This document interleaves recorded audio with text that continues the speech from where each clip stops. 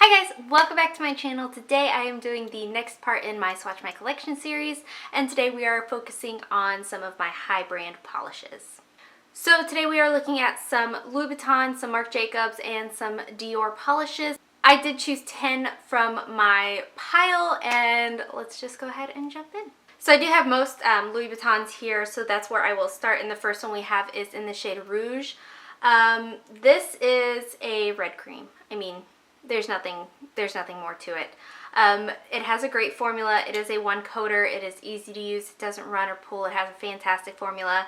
These do retail for $50 a piece though, so it's not so spectacular that there aren't other reds like this, but if you want it for the novelty and just the collector's aspect of it, I really think this one is worth the price. So in my swatch photo, you're going to see one coat of Rouge and a glossy top coat. So something about the Louboutin polishes that I wanted to mention is their handles. So this one is their Rouge, their standard one. This one has a dark gray, steely metallic handle, and this is in their Noir collection. I do have a few from this one. This is the silver one, and it is from their Pop collection. And then the like white, or it's like a cream color, is from their Nudes collection. And then I also have the rainbow one from the Chromes collection. So that the different handle colors represent the different collections that they come from.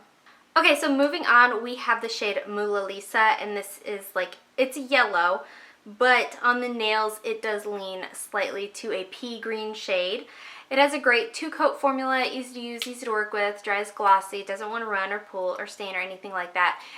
To be clear, it doesn't stain my nails. It does stain my skin. So removal of this is a little bit tricky because I don't want to touch my skin.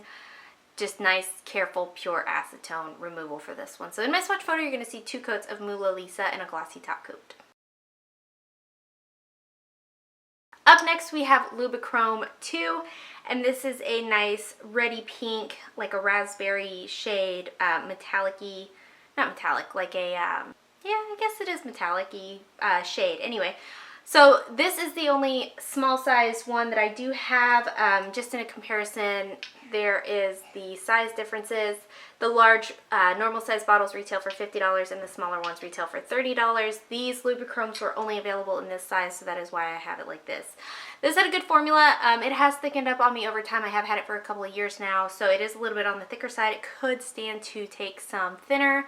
But either way, it's completely opaque, 1 to 2 coats, but in my swatch photo, you're going to see 2 coats of Loubouchrome II and a glossy top coat. Next up, we have one of my favorite colors, and this is in the shade Zermadame. This is a nice deep green cream shade. I will say that this is one of my favorite colors. It is not one of my favorite formulas. It does take 3 coats to be completely opaque, and for $50 a bottle, who wants to have to build up on 3 coats? But it is beautiful overall. It dries fast, it dries glossy, it is easy to use, no running or pulling. It is just a little bit on the sheer side. So in my swatch photo, you are going to see 3 coats of Zermadame and a glossy top coat.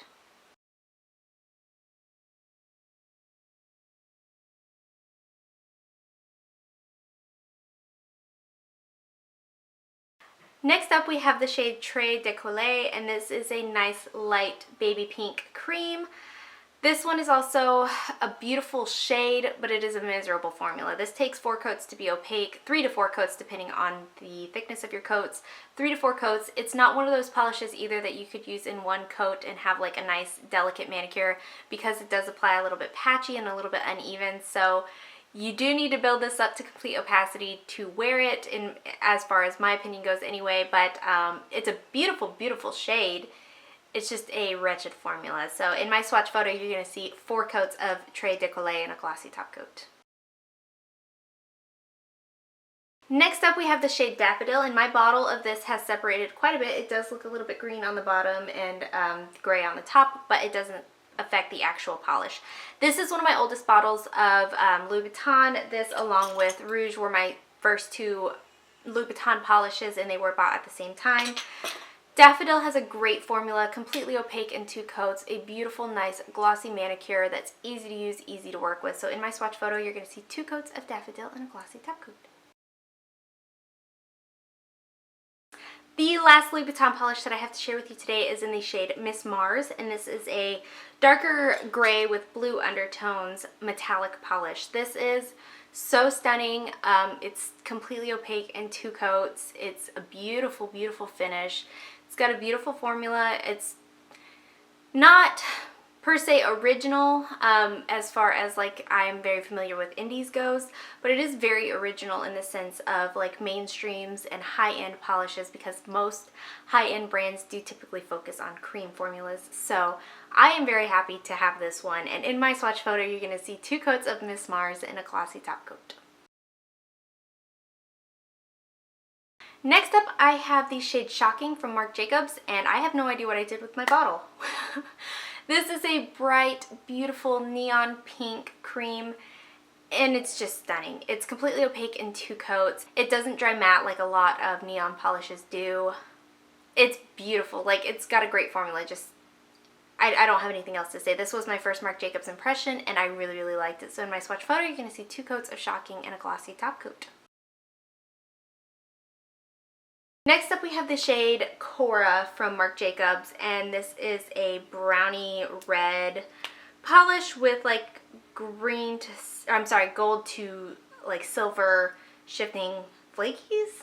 This has a phenomenal formula. It's completely opaque in 1 coat. I did do 2 coats just to kind of level everything out because I wasn't expecting the opacity. The only thing that I didn't like about the Marc Jacobs polishes is that they had short brushes, so it was kind of hard to cover the nail completely in one like dip into the bottle. So I did have to double dip to get like a coat done. Not a deal breaker to me because these are beautiful.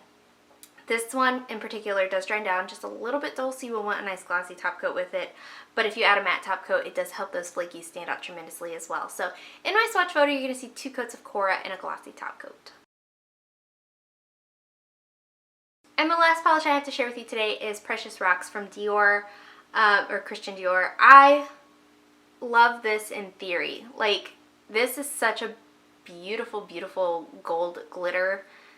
And when I got it, it was a striper polish. So it had like a striping brush to it. Fortunately, I have a ton of polish making supplies, so I was able to replace the brush with a brush that I cared for to use this as a full coverage polish. And it helped. It just wasn't what I expected either. Like, you can build this up in 3 coats on its own. It is a little bit on the thicker side. This could stand to use some thinner as well. So it's a little bit on the thicker side, so building it up isn't exactly fun, and using it as a topper isn't exactly practical because it has such a dense amount of glitter to it. So it's one of those in-between polishes that like I might use as an accent nail, but like I would never use as a full manicure, which is really unfortunate because they are pretty expensive. But in my swatch photo, you're going to see 3 coats of Precious Rocks and a glossy top coat. And that is it. Let me know in the comments below what you guys thought of this week's video. Next week I am focusing on a indie brand. I'm not sure which indie yet. I think I'm going to actually let my son go and pick the brand from like my piles, and then I will swatch 10 of whatever he chooses.